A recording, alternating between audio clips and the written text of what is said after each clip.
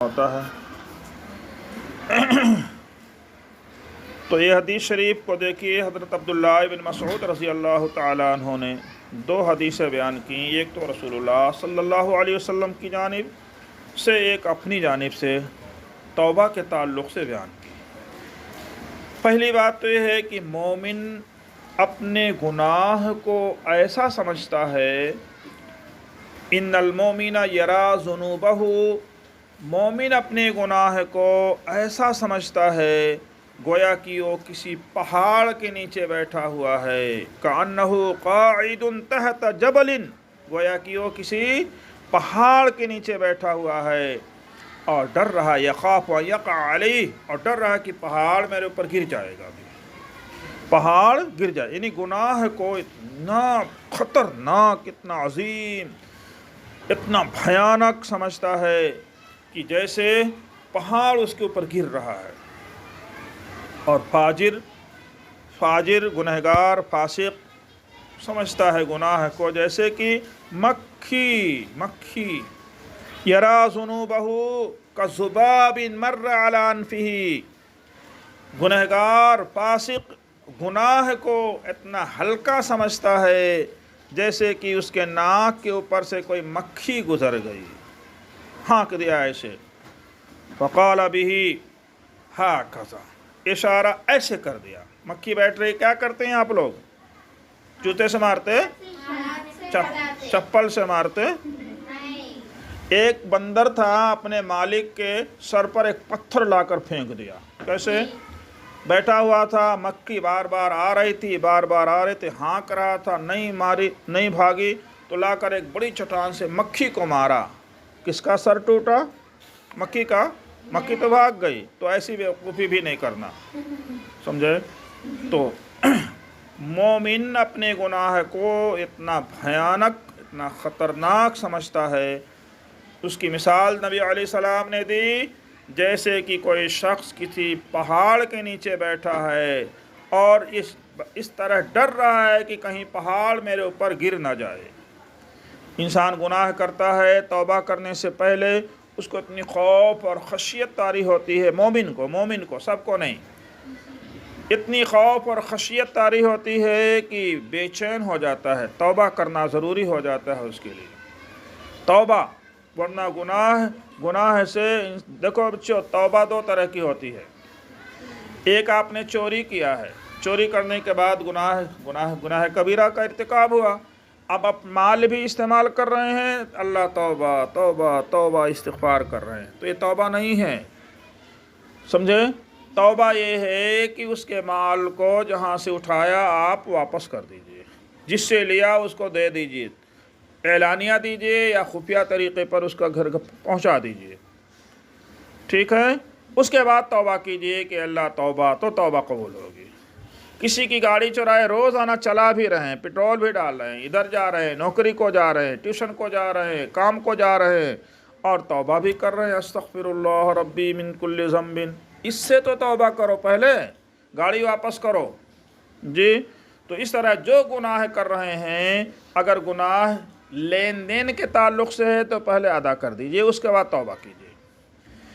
زنا کا ارتکاب یا اس طرح کے اور جو ہے جرائم، اس میں تو واپس ہی ہوتی نہیں،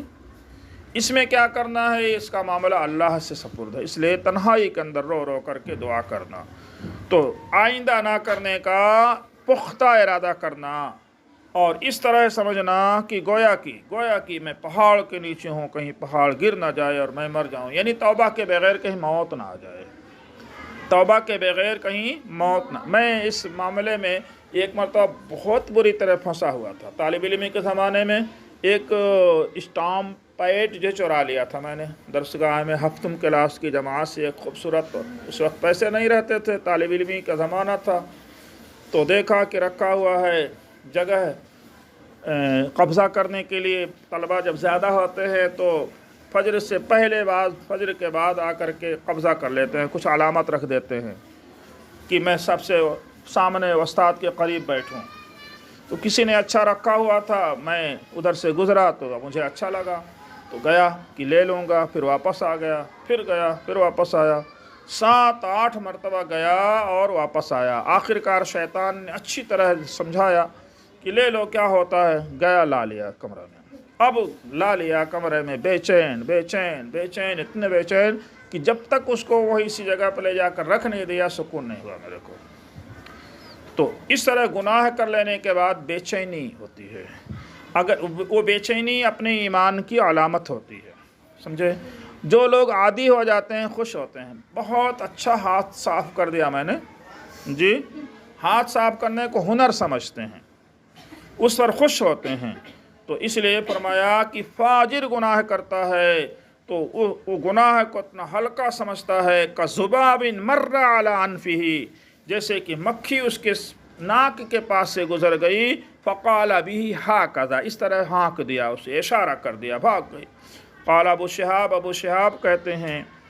قال ابو شہاب بیدہ فوق انفہ، انہوں نے اشارہ کیا، اپنے ہاتھ ناک کے اوپر رکھ کر اشارہ کر دیا، یعنی مکھی بھگانے کے لیے۔ ثم قال للہ افرح بتوبۃ العبد، پھر فرمایا کہ سنو، للہ یقیناً اللہ تعالی افرح زیادہ خوش ہونے والے ہیں اس بندے کی توبہ سے، من رجل نزل، اس آدمی سے زیادہ جو کسی جگہ پر اترا، مسافر کسی ریلوے اسٹیشن پر یا کسی منزل میں اترا، وَبِهِ، اور اس کے ساتھ اس کے ساز و سامان بھی موجود ہیں، اس کے ساتھ سواری بھی ہے، اور اس میں اس کا کھانا بھی ہے، اس کی ٹفن بھی ہے، اس کا پانی بھی ہے۔ ابھی کھانے کے لیے اترا تھا، سوچا کہ فوضع راسہ، سر رکھا اور سو گیا، سر رکھا سو گیا، تھکا ہوا تھا۔ فرجع، اچھا سو گیا، اچھا سونے کے بعد کیا ہوا، بیدار ہوا تو دیکھتا ہے کہ ذہب راحلتہ، اس کی سواری چلی گئی، ساز و سامان کے ساتھ چلی گئی۔ حتی اشتد علیہ الحر والعطش، گرمی اور پیاس اس پر شدید ہو گئی، چونکہ پانی بھی چلا گیا، کھانا بھی چلا گیا، اور پورا سامان چلا گیا، سواری بھی چلی گئی، اور ایسے موقع پر اور بھی پیاس لگتی ہے، اور ایسے موقع پر اور بھی بے چینی ہوتی ہے۔ بہت پریشان ہوا، تو پریشانی کے عالم میں وہ پھر اسی جگہ پر ڈھونڈ ڈھونڈ کر کے آیا، اور مایوس ہو کر کے اپنے سر کو رکھا، سو گیا۔ جب اسے نیند آ گئی، سر اٹھایا، ہوشیار ہوا تو دیکھا اس کی سواری، اس کی سرہانے موجود ہے۔ فَإِذَا رَاحِلَتُهُ عِنْدَهُ، اس کی سواری اس کے پاس موجود ہے۔ تو اس وقت کتنا خوش ہوگا، کتنا خوش ہوگا۔ تو نبی علیہ الصلوۃ والسلام فرماتے ہیں کہ یہ مسافر بندہ جس طرح خوش ہوا اپنے سامان اور سواری کے مل جانے پر، ایسے ہی اللہ تعالیٰ خوش ہوتے ہیں اپنے اس بندے پر جو توبہ کر لیتا ہے۔ سب کہو سبحان اللہ۔ تو یہ توبہ کی تفصیل نبی کریم صلی اللہ علیہ وسلم نے بتائی۔